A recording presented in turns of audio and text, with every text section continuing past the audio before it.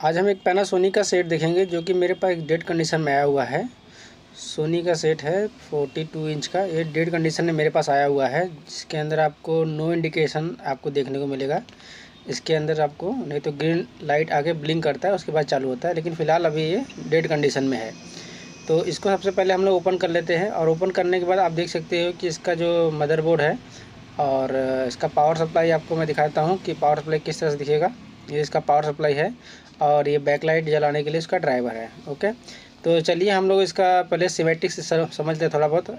ये इसका सिमेटिक है, जिसके अंदर मदरबोर्ड का पूरा डिटेल दिया हुआ है, और साथ ही साथ पावर सप्लाई और मदरबोर्ड का जो कनेक्टर अटैच है उसकी पूरी डिटेल दी हुई है। अगर थोड़ा डीप में और जाए तो देखिए इस तरह से कि आपको जो इसका कनेक्टर है वो इस तरह से दिखेगा, जो कि पावर सप्लाई साइड में जो लिखा हुआ है वो P2 लिखा हुआ है, उस कनेक्टर पे हमको वोल्टेज मिलना चाहिए। जैसे स्टैंड बाई 5 वोल्ट मिल रहा है, वो सब वहाँ पर मिलना चाहिए। अगर ये सब मिलेगा तो आपका पावर सप्लाई जो है सही है। अगर ये सब सप्लाई नहीं मिलेगा तो हमारा पावर सप्लाई जो है में दिक्कत है। इसके बारे में हम डिटेल में देखेंगे भी वीडियो के लास्ट में, क्योंकि ये सब पूरा आप जानना आपको ज़रूरी है, तभी आप वो रिपेयर कर पाओगे। ओके, तो ये सब अलग अलग स्विचिंग के ज़रिए यहाँ पर कनेक्टर पे आएगा, P2 पर कनेक्टर पे। तो उसके लिए आपको देखिए कुछ उसमें स्विचेस लगाए हुए हैं। वो स्विचेस कब ऑन हो गए, कैसे ऑन हो गए, वो हम अभी डिटेल में देखेंगे।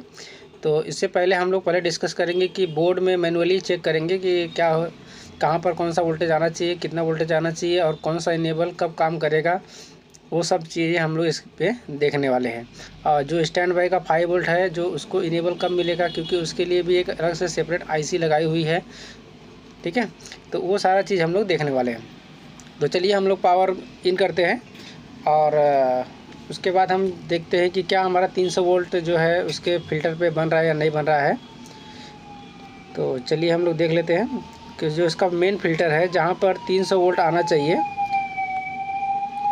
आप देख सकते हो कि उसके ऊपर 300 वोल्ट आपको मिल रहा है। ओके, उसके बाद में हम कनेक्टर पे जो फ़िल्टर दिख रहे हैं सेकेंडरी साइड में, जो आउटपुट साइड में, वहाँ पर वोल्टेज चेक करेंगे कि कोई वोल्टेज आ रहा है कि नहीं आ रहा है। तो 12 वोल्ट आ रहा है, और जो है 19 वोल्ट भी आ रहा है। ठीक है, 19-20 वोल्ट जो भी होता है, ये विदाउट लोडिंग है, अभी लोडिंग कुछ पड़ा नहीं है इसके ऊपर है। ओके, अभी देखिए 20 वोल्ट है। तो ये वोल्टेज, अभी हम कनेक्टर का वोल्टेज चेक कर लेते हैं, कौन से कनेक्टर पे कितना वोल्ट आ रहा है या नहीं आ रहा है। आप देख सकते हो कि यहाँ पर कनेक्टर पे आपको कोई भी वोल्टेज देखने को नहीं मिलेगा, जो कि कनेक्टर का वोल्टेज डिटेल आपको सामने दिख रहा है फ्रंट पे स्क्रीन पे। तो वहाँ पर अगर ये कोई वोल्टेज मिलना चाहिए, लेकिन यहाँ पर आपको कोई भी वोल्टेज देखने को नहीं मिल रहा है। ओके, एक भी वोल्टेज आपको देखने को मिला है, जो कि सबसे पहले जो वोल्टेज है स्टैंड बाई का मिलेगा। तो स्टैंड बाई का वोल्टेज इसमें 6 वोल्ट के आसपास होता है, 6 वोल्ट, 5 वोल्ट, 5.5 वोल्ट, इसी तरह से आपको इसके अंदर वोल्टेज देखने को मिलेगा। ओके, तो हम सबसे पहले क्या करेंगे, पावर सप्लाई को बाहर निकालेंगे, और जो भी इसके साथ में स्क्रू लगे इसको रिमूव करेंगे, कनेक्टर का रिमूव करेंगे, जो कनेक्टर बैकलाइट को सप्लाई जा रही है उसको भी रिमूव करेंगे। उसके बाद में अब हम इसके अंदर जो मॉसफेट लगे हुए हैं, जो स्विचेस लगे हुए हैं, इसके ऊपर वोल्टेज चेक करेंगे। देखिए 12 वोल्ट एक साइड में आ रहा है, दूसरे साइड में पास नहीं कर रहा है। आप देख सकते हो यहाँ पर जो विदाउट लोडिंग पे 8 वोल्ट दिखा रहा है, अभी लोडिंग पड़ेगा तो ये वोल्टेज कम भी हो सकता है।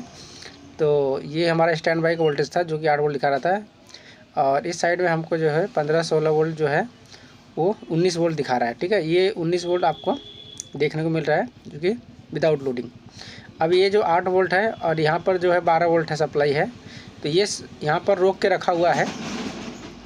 जैसे कि आप सीमेटिंग में देखोगे कि सीमेटिंग में इस तरह से आपको जो इसका सीमेटिक है वो इस तरह से आपको दिखाया गया है, जिसके अंदर सारे वोल्टेज की डिटेल आपको देखने को मिलेगा। तो स्टेप बाय स्टेप हम सभी वोल्टेजेस को देखेंगे।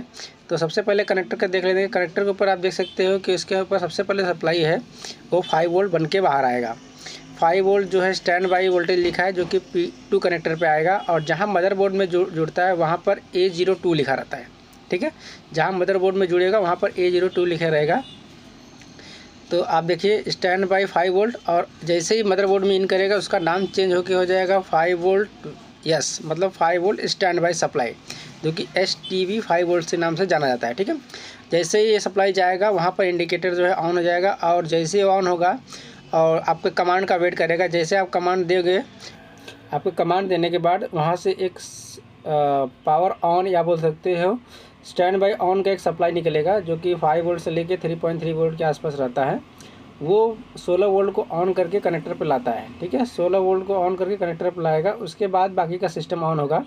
उसके बाद जब 16 वोल्ट अंदर जाता है मदरबोर्ड के अंदर, वहाँ से फिर BL ऑन, उसके बाद में BL PWM BL SOS उसके, ठीक है, ये सब चीज़ें काम करनी स्टार्ट हो जाती है। ठीक है, जैसे सप्लाई आता है पावर सप्लाई से होके फिर जाता है वो इन्वर्टर बोर्ड में। जैसे कि आपको मैंने कनेक्टर वहाँ पर दिखाया था, वो कनेक्टर साइड में मैंने निकाल दिया था। ठीक है, ये सब सप्लाई मिलने के बाद ही आपका सिस्टम सही तरीके से काम करता है। ओके, अगर इस सप्लाई में अगर कहीं भी कोई भी खामी आती है तो आपको दिक्कत देखने को मिलेगा। अब यहाँ पर आपको जैसे कि स्टैंड बाई 5 वोल्ट, सबसे पहले स्टैंड बाई 5 वोल्ट आपके पावर सप्लाई से मदरबोर्ड में इन होना चाहिए। वो सप्लाई इन होगा तो इसके बाद ही आगे काम होगा। लेकिन 5 वोल्ट जो स्टैंड बाई सप्लाई है वो भी एक स्विच के जरिए रोक के रखता है। देखिए, जैसे कि IC 702 जो STB 6 वोल्ट, वहाँ पर 5 वोल्ट लिखा था, यहाँ पर देखिए 6 वोल्ट लिखा है। ठीक है, तो वो 5 से 6 वोल्ट के आसपास होता है। तो STB 6 वोल्ट जो है एक इस स्विच के जरिए रोका है, जो कि एक ऑप्टो कपलर के थ्रू जो है उसको इनेबल मिलता है, तब जाके वो ऑन होता है, अदरवाइज़ वो ऑन नहीं होगा। ठीक है, तो आपको करना क्या रहता है, ऐसे में अगर आपका जब सप्लाई ऑन नहीं हो रहा है तो आपको ये स्विच को डायरेक्ट करके आप भी देख सकते हो, क्योंकि हो सकता है कभी ऑप्टो कपलर ख़राब होने की वजह से भी ऐसे आपको दिक्कत देखने को मिलेगा। ठीक है, तो वो सप्लाई जैसे आपको डायोड से जैसे बाहर निकला, वहाँ पर एक रजिस्टर लगाया हुआ है, रजिस्टर के बाद सीधा ही 6 वोल्ट जो है कनेक्टर पे जा रहा है।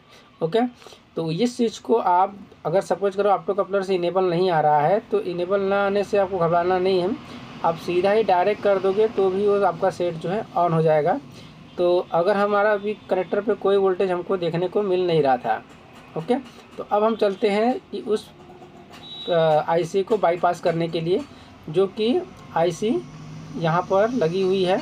देखिए, यही वो IC है जो 6 लेग की IC है, जिसका जो इनेबल है वो ऑप्टो कपलर के थ्रू आता है। ठीक है, तो ऑप्टो कपलर ख़राब की वजह से भी ये दिक्कत दे सकता है। तो हम क्या करते हैं, इसको एक बार डायरेक्ट कर देते हैं। ठीक है, और डायरेक्ट करने के बाद हम सेट को एक बार ऑन करके देखेंगे कि क्या सेट हमारा ऑन होता है या नहीं होता है। मैंने जो वोल्टेज उसको पास कर दिया, जो वोल्टेज था हमारा 6 वोल्ट जो उधर आउटपुट साइड में नहीं जा रहा था, मैंने उसको क्या किया, पास कर दिया। अब वो कनेक्टर पे सही सलामत पहुंच जाएगा। ठीक है, और देखते हैं कि क्या अब लाइट आता है या नहीं आता है। पूरा जो कनेक्टर है वो निकाल के लगा के सब देखेंगे कि सेट मेरा क्या ऑन होता है कि नहीं, क्योंकि अगर बैकलाइट नहीं रहेगा तो फिर वो ब्लिंक मारेगा।